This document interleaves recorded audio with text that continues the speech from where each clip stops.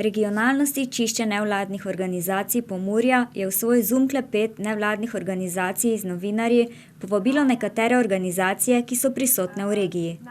Pogovor je potekal o tem, s katerimi težavami se nevladniki soočajo v času epidemije, kakšna je njihova vloga in katere storitve ponujajo v tem času. Na povabilo se je odzvalo 10 predstavnikov organizacij in 4 predstavniki medijev. Prvi so priložnost dobili upokojenci, kjer je njihova predstavnica Viola Bertalanič izpostavila predvsem problematiko osamljenosti in izoliranosti starejših. Vodstvo društev upokojencev in pa koordinatorke, prostovoljke dejansko vedo, kje so tisti ljudje, ki pomoč rabijo, ali pomoč rabijo v hrani, ali se jim mora pripeljati zdravilo, ali pa ne nazadnje, kar je tudi zelo, zelo pomembno pri upokojencih, to, da človeka pokličeš, da se z njim pogovarjaš in tudi nekako ga razbremeniš stisk, s katerimi se ljudje v starosti in pa še posebej v tej bolezni nekako srečujejo. Moram pa ponovno poudariti, da dejansko ljudje prav to druženje, ki je pri teh naših društvih upokojencev oziroma pri društvih upokojencev nasploh zelo pomembno, prav to ljudje najbolj pogrešajo. Še posebej pa tisti, ki živijo sami. Predsednik kluba prekmurskih študentov Grega Donša je tudi v tem pogovoru predstavil njihove aktivnosti in tudi težave, s katerimi se srečujejo mladi. Sedaj odločili, da bomo pomagali tudi našim vrstnikom, ter pa tudi mlajšim, in sicer na način, najprej smo se povezali s Pokrajinsko študijsko knjižnico Murska Sobota. V sklopu skupnega projekta zdaj razvažamo učno gradivo na dom, tako študentom, dijakom kot učencem, pa seveda tudi starejšim, bodisi profesorjem oziroma katerimkoli predavateljem, ki bi učno gradivo potrebovali. Saj je to vseeno saj učni proces še vseeno poteka in vsega gradiva ne moreš dobiti na spletu. Ravno zaradi tega smo se potem odločili, da v sodelovanju s Pokrajinsko študijsko knjižnico dostavljamo gradivo na dom. Bomo pa ravno z današnjim dnem začeli tudi z zbiranjem računalnikov, in sicer v sodelovanju z dobrodelnim društvom Pomagamo odprtih src. V zavodu Korak naprej Murska Sobota, ki so socialno podjetje, pa se že soočajo tudi s finančnimi posledicami, ki jih bo pustila epidemija. O tem, kaj jih čaka, je govorila ustanoviteljica Lea Cipot. Ja, škoda je. Kakorkoli pogledamo, sicer smo jo poskušali nekako omiliti, ampak iskreno povedano, ko bomo ponovno odprli vrata za širšo javnost, bomo morali delati pospešeno, da nadoknadimo ta finančni manjko, ki smo ga navajeni z vsakomesečnim poslovanjem. Res je, da bodo nekatere dejavnosti, ki so do zdaj delovale po nekem principu, delovale po novih nadgradnjah, obseg dela bo res strašno povečan, zelo povečan, ampak zaposleni so s tem seznanjeni, pripravljeni, tako da komaj čakamo. Komentirala pa je tudi finančni megapaket, ki ga je pripravila vlada. Hvala Bogu, da neki ukrepi so. Koliko so primerni, bi verjetno vsak posameznik lahko komentiral. Jaz bom rekla, smo jih sprejeli, nekaj jih bomo tudi probali izkoristiti. Je pa tako, verjetno bodo še kakšne nadgradnje, ker stvari se bodo sanirale še kar nekaj časa. Verjetno tudi kakšne spremembe. Razumem, da vlada deluje pospešeno, sprejema odločitve iz dneva v dan. Ogromno je različnih področij, ogromno je različnih sektorjev, tako da upam, da bodo nekatere stvari še dodelane. Res je, da so mogoče na katere izjeme ali pa kakšne specifike pozabili, ampak verjamem, da jih bodo naknadno sigurno sanirali. Milan Osterc, predstavnik kar 2 društev, Društva Nova pot Radenci in Zveze ledvičnih bolnikov Slovenije, je tisti, ki je med prvimi opozarjal na problematiko prevozov bolnikov na dialize. Problem, ki sem ga zaznal, oziroma ki smo ga mi zaznali, oziroma to je pač problem prevoza bolnikov na dializo in iz dialize. Problem, ki je star, ki je toliko star, pa dejansko v teh 10-15 let nismo nič uredili. Še vedno recimo v neurgentne prevoze ali pa v reševalna vozila nalagajo po 5-6 bolnikov za en prevoz, čeprav mislim, da prevozniki dobijo za vsakšnega bolnika posebej plačilo. Z pojavom koronavirusa pa se pa je ta problem pravzaprav prišel do nekega takšnega nivoja, da je bilo potrebno reagirati, da smo pozivali kako v pomurskem prostoru, tako tudi v celotni Sloveniji vse prevoznike, da enostavno dializne bolnike prevažajo na neki normalni razdalji medsebojni, da jih ne morajo recimo v osebnem vozilu voziti 4 naenkrat, ker dejansko ne morajo nastaviti razdalje. Problem je tudi bil, maske so dobili ali pa niso dobili.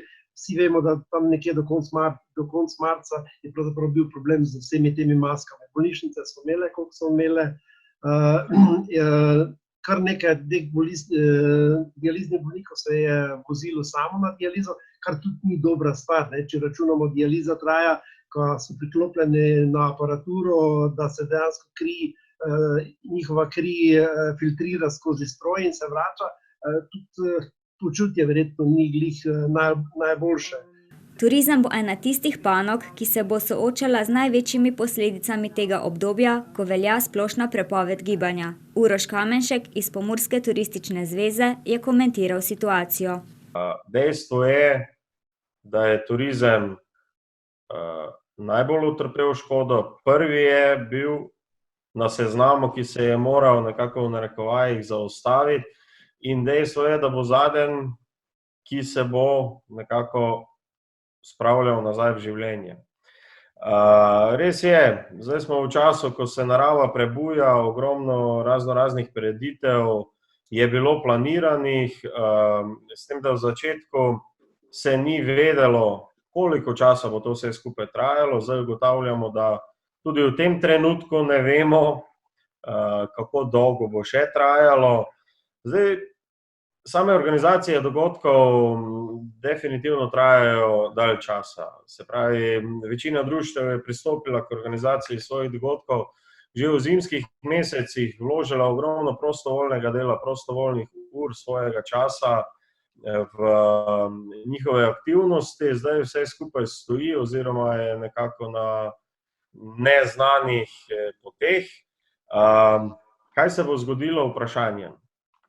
S tem, da naša turistična društva res si prizadevajo, da bi vsaj neke aktivnosti izvedli. Včerajšnji dan Zemlje, vsako leto je bilo, da smo organizirali večje čistilne akcije po svojih vaseh, lokalnih okoljih. Tega zdaj žal ni bilo. Upam, da bomo lahko v prihodnjih mesecih to izvedli. Jaz srčno upam, da se bodo vsi ti ukrepi nekako sprostili. Kajti, po mojem mnenju je še največja neznanka ravno na področju turizma v Sloveniji. Za vse dejavnosti, vse aktivnosti nekako že v medijih zaznavamo neke prognoze, kdaj bi naj, ali bo to po prvomajskih praznikih ali že kaj prej. Dejansko področje turizma pa se nobene upa še napovedati. Turizem in kultura gresta z roko v roki. Stanje v le-tej pa je komentirala Danijela Hozjan iz Zveze kulturnih društev Lendava. Tako kot turizem, tudi kultura pri tem zelo trpi. In mi imamo ogromno društev, ogromno sekcij, v katerem so različne ciljne skupine. Predvsem jaz tudi mislim na te starejše po teh različnih društvih. Oni zelo trpijo zaradi tega, ker ni več druženja, ni sodelovanja in so praktično osameli v svojih domovih. Mi smo morali zelo dosti prireditev že odpovedati. Eno smo imeli tik pred odprtjem, in sicer mednarodno razstavo pirhi in različna ročna dela, kjer bi sodelovalo skoraj 60 skupin. in nažalost seveda je to moralo se odpovedati, prav tako literarne večere, potem likovne delavnice. Seveda tu je zdaj teden vseživljenjskega učenja, kjer so sodelovala društva, potem teden ljubiteljske kulture, srečanje društev in tako, ne vem, zelo smo prikrajšani pri tem, ampak kljub temu jih podpiramo, vsa naša društva in pošiljamo različne napotke, kako naj preživijo, kako se naj pač počutijo, naj bodo doma, naj bodo zdravi, bomo že to preboleli in bo boljše. O tem, kako se nevladne organizacije prilagajajo na dane razmere in izvajajo projekte oziroma kakšna navodila so dobili, pa je govoril Jasmin Kukec iz lokalne akcijske skupine Goričko 2020 in Bistre hiše Martjanci. Dana situacija pač narekuje neko drugačno postopanje. Mi smo sicer kot sam zavod nismo glih tako drastično spremenili svojega dela. V bistvu, edino, kar smo pač naredili, da smo našo zgradbo zaprli za javnost, se pravi, pač osebno ne sprejemamo več strank v tem času. Smo pa seveda na voljo tudi po telefonu pa po elektronski pošti, tako da se redno odzivamo, se pravi, za kakšna vprašanja glede naših upravičencev, naših projektov. Zdaj, samo navodila, država je v bistvu po razglasitvi epidemije pač z nekim zamikom dala pač neka navodila, ki so v bistvu samo neki povzetki že veljavnih nekih pravnih podlag. Se pravi, mi imamo pravne podlage že tako v eni od evropskih uredb, ki v bistvu epidemijo, pandemijo v bistvu razvršča kot neko višjo silo. Prav tako enako velja za te sprejeti zakon, ki je bil pač za te upravne zadeve, ki ga je država sprejela. Tudi v teh primerih velja ta epidemija kot višja sila. Se pravi, vsi naši projekti, ki so bili odobreni po odločbah in tudi po pogodbah, imajo to terminologijo višje sile tudi notri opredeljeno. Tako da za njih to pomeni, da v tem obdobju, ko je ta naša epidemija razglašena, recimo za njih roki za oddajo ne veljajo. V klepetu je sodelovala tudi predstavnica Društva za zaščito živali Pomurja, Ana Žnidarič, ki pravi, da se lotevajo predvsem tistih stvari, ki so jih do sedaj odlagali na stran. Pri nas konkretno veliko delamo na terenu in seveda zdaj teren odpade, v grobem odpade.